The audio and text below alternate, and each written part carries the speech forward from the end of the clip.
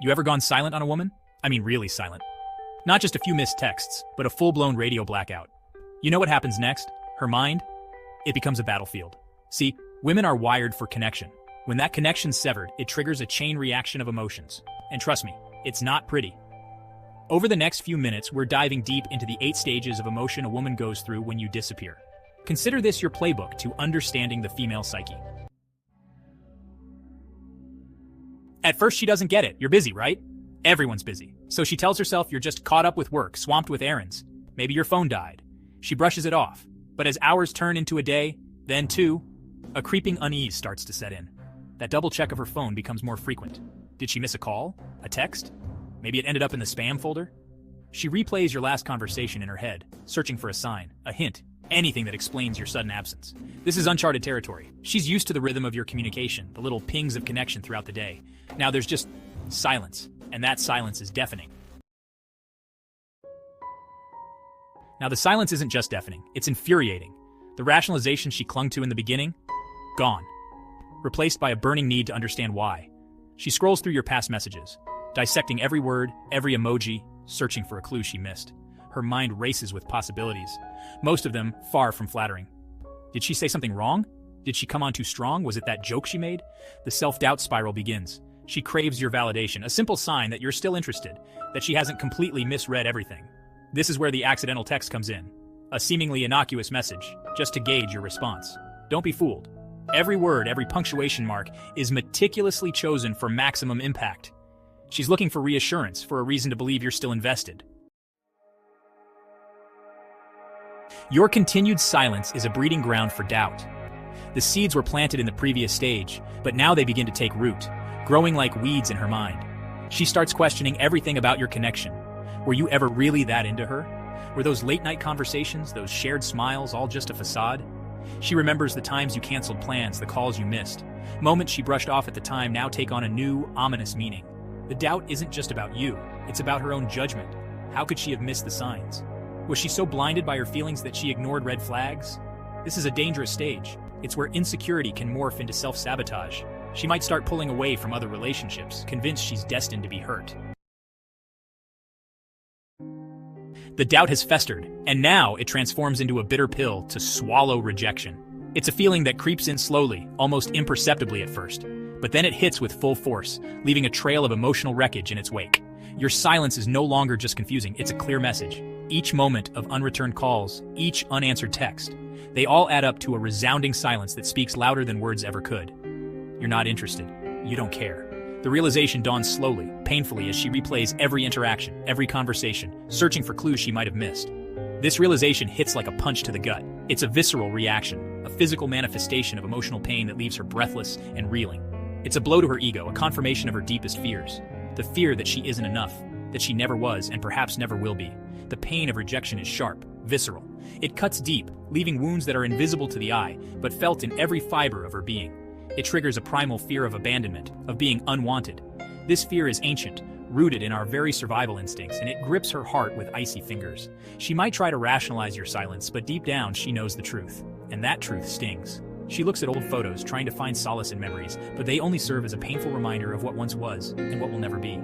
It makes her question her own worth, her attractiveness, her ability to keep a man interested. She scrutinizes herself in the mirror, searching for flaws, for reasons why she wasn't enough. This is where the anger starts to bubble up.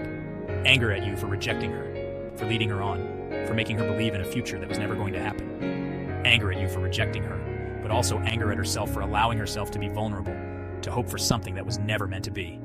She throws her phone in frustration, paces back and forth, trying to make sense of the whirlwind of emotions that threaten to consume her. The feeling of rejection is a complex tapestry of emotions, each thread woven with pain, doubt, and a longing for what could have been. Chapter 5. Guilt. The anger simmers, but it's quickly overshadowed by a wave of guilt. This guilt is not just a fleeting feeling, it is a heavy, persistent weight that she carries with her every day. She blames herself for your silence. It must be something she did, something she said. She goes over every word, every gesture, every moment, trying to pinpoint where she went wrong. She replays every interaction in her head, searching for the fatal flaw, the moment she pushed you away. Was it the way she laughed at your joke? Or perhaps the way she shared her dreams and fears with you? Did she laugh too loud? Was she too opinionated? Did she reveal too much too soon? These questions haunt her, making her second-guess every aspect of her personality. The guilt is all-consuming. It whispers insidious doubts in her ear, convincing her that she's not good enough, that she's unworthy of love and attention. She starts to believe that she is fundamentally flawed, that she is the reason for the silence. This self-blame is a defense mechanism. It's easier to believe she did something wrong than to accept that you might be the one with the problem. Accepting that you might be at fault would mean confronting the painful reality that she has no control over the situation. But even in the midst of guilt, a flicker of defiance starts to emerge. She begins to question the narrative she has been telling herself. Maybe, just maybe, she is not the one to blame. A quiet voice inside her whispers, "You deserve better." This voice grows stronger each day, reminding her that she is worthy of love and respect. She starts to see her own value, independent of your silence. She begins to take steps towards healing. She engages in self-care, surrounds herself with supportive friends, and rediscovers hobbies that bring her joy. She starts to rebuild her sense of self-worth piece by piece. The journey is not easy, and the guilt still lingers, but she is learning to let go. She's learning to forgive herself, and to understand that your silence is not a reflection of her worth. She's learning to embrace her own strength and resilience. In the end, she emerges stronger, more confident, and more self-assured. She realizes that she deserves to be treated with kindness and respect, and she will no longer settle for anything less. The guilt may have been overwhelming, but it has also led her to a place of empowerment and self-love. Chapter 6. Fear of Replacement. As the initial shock of your silence fades, a new fear takes hold. The fear of replacement. This fear is not just a fleeting thought. It becomes a constant companion, gnawing at her peace of mind. She can't help but imagine you with someone else, someone who understands you better, someone who doesn't make the same mistakes she did. These thoughts are like a relentless storm, battering her with waves of doubt and insecurity. Social media becomes a minefield. Every notification, every like on your profile sends her into a spiral of anxiety. The digital world, once a source of connection, now feels like a battleground where every interaction is a potential threat. She scrutinizes every woman who comments on your posts, searching for a potential rival. Each comment, each like, is dissected and analyzed, feeding her growing paranoia. This fear is rooted in insecurity, but it's also fueled by the societal pressure women face to constantly compete for male attention. The mirror becomes her enemy, reflecting not just her image, but her perceived inadequacies. She's bombarded with messages that tell her she's replaceable, that there's always someone younger, prettier, more interesting waiting in the wings. These messages come from all directions: media, friends, even strangers. The fear of replacement is a powerful motivator.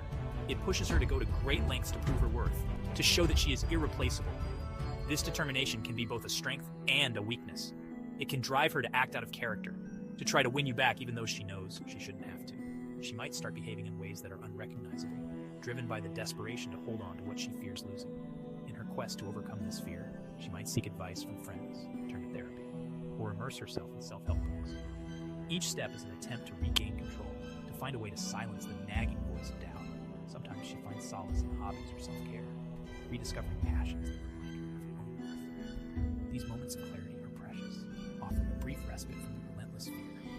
Ultimately, most healing moments come from open, honest conversations with her partner. Expressing her fears and feeling understood can be a powerful antidote to the fear of replacement. Overcoming the fear of replacement is a journey. It requires patience, self-reflection, and the courage to embrace one's individuality. When she starts to see her own value, the fear begins to lose its grip. As she walks this path, she learns to enjoy her own company, to find strength in her own identity. The fear of replacement may never fully disappear, but it can be transformed into a source of empowerment and growth. Chapter 7. Regret. The fear of replacement eventually gives way to a deep sense of regret.